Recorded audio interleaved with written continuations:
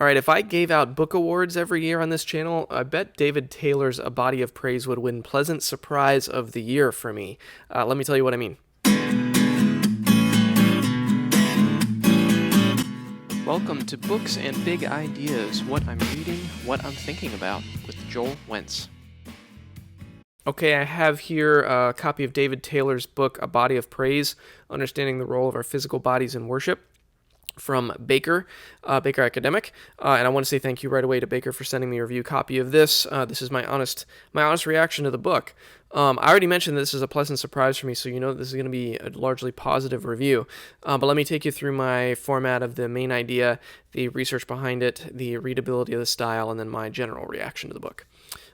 So, A Body of Praise is about essentially embodiment, physical embodiment, and it is about the topic of embodiment as it relates to worship, and not just corporate gathered worship, which if you're a part of a church community, that might be immediately what you think of, which is immediately what I thought of when I saw the book cover and title.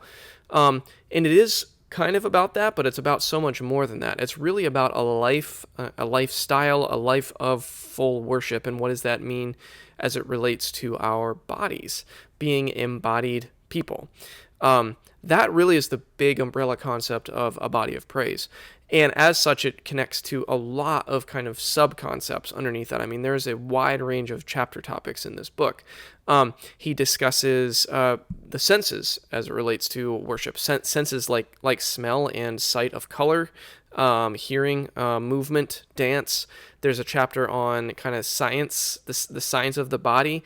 There's several chapters on the history of Christian thought towards the body. There's chapters that summarize some biblical texts, some key biblical texts that relate to the body and dancing and things like that.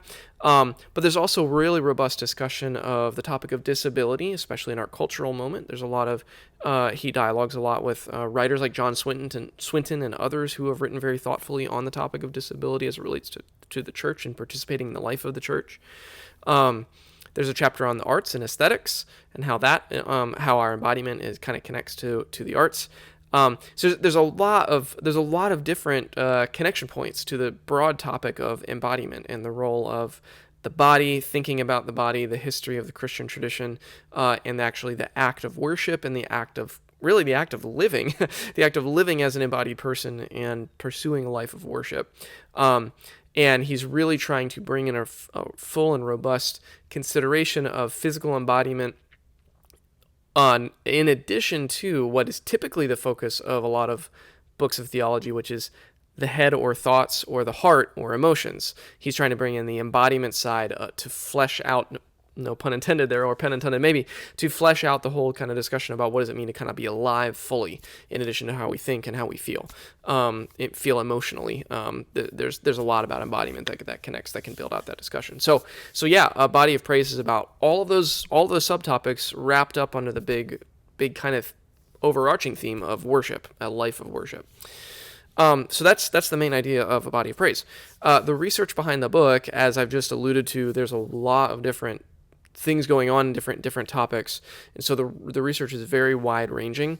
There's exegetical research. There's I mentioned research in science and aesthetics. There's two areas in particular that are a little bit more weight, that kind of carry the weight of the research of the book behind the book, which is the area of history. So he does a lot of historical work in kind of history of different liturgies and church traditions. There's really fascinating discussions about how and when did kneeling as an appropriate prayer posture come into the life of the church. Is much later in the history of the church than probably many of us realize. That's one example of kind of the historical works. He does some historical discussion about like how things like incense and scented oils in anointing, how did they kind of become incorporated in certain church practices.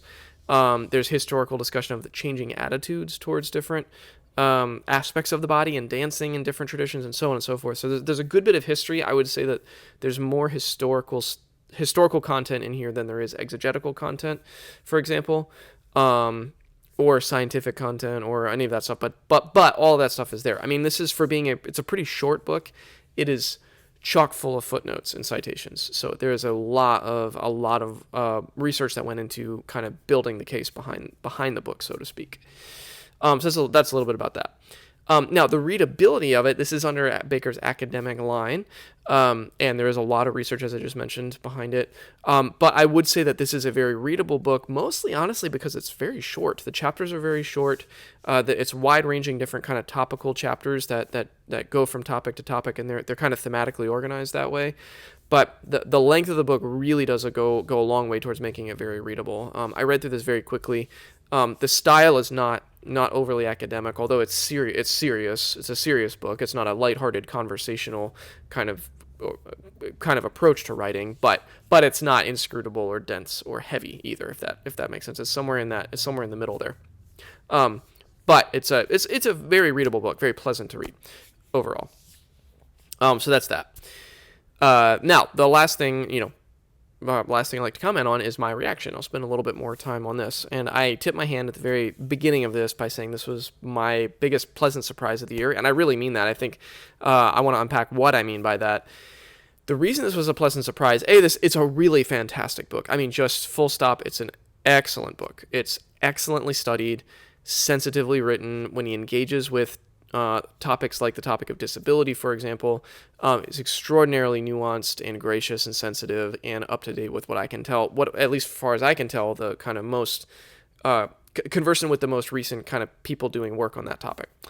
So just really appreciated that posture and that tone throughout the whole thing. I also love history, so I love the historical angle. But the reason this was such a pleasant surprise for me was because when I saw the book, rightly or wrongly, when I saw the design of the book, the subtitle of the book, I immediately assumed this was going to be a book about gathered worship, and specifically gathered worship practices. And I was, even with that assumption, I was interested in the topic because I'm a Christian pastor, and so I have I've had a lot of thoughts about, and I'm also in a largely evangelical kind of context, low church, if you know those terms, casual approach to church, not high church, high sacramental, high liturgy.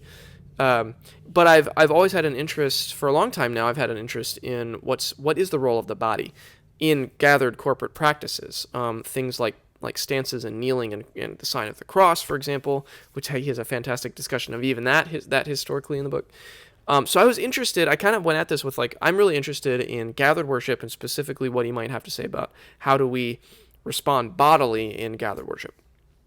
And that's a part of the book, but this is where the surprise comes in. I was shocked and surprised in such a good way at how big this book is actually in its scope of argument. I already mentioned it's physically small. It's not a long book, but it's a big book in terms of what he's taking on. And I was just kind of shocked and reeling from chapter to chapter at what I was reading. I did not expect to read a discussion about the colors of the liturgical year and and the science behind how seeing certain colors can evoke certain responses in us and how the church should think about that, for example. I wasn't expecting so much discussion about just church history and just traditions of different approaches towards embodiment and skepticism towards certain embodied practices and uncritical embraces of others. It is a really nuanced discussion about how to have a kind of smarter, wiser way to think about these topics. I wasn't expecting that. And I was just really, really pleasantly surprised by that. I was also not expecting such a kind of robust biblical exploration in certain chapters where he does do some exegetical historical work about what does Scripture have to say about embodiment as we live our lives. And at the end of the day, I wasn't expecting a book to be really all about the whole Christian journey, the whole Christian life as it relates to being an embodied human. But that's what this book is. I was expecting a much more circumscribed look at the practices of corporate worship, and this is really about living a fully alive Christian life. And man, it was such a refreshing, positive, thoughtful, nuanced, well-researched, easy to read experience at the end of the day its ambitions way exceeded what I was even expecting from it in such a good way.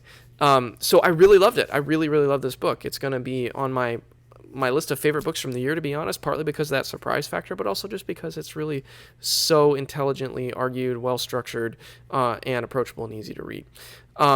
So if you're interested, and I would say if you're interested in kind of the bigger conversation about just physical embodiment and embodiment as it relates to our identity as people, and how that connects to science and aesthetics, and what that means for like our thoughts about purpose and worship, and our physical responses in corporate settings and all of that stuff. If any of that stuff is of interest to you, this book is going to have something for you in it.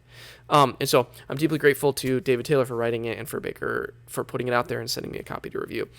So those are my thoughts on A Body of Praise by David Taylor from Baker Academic.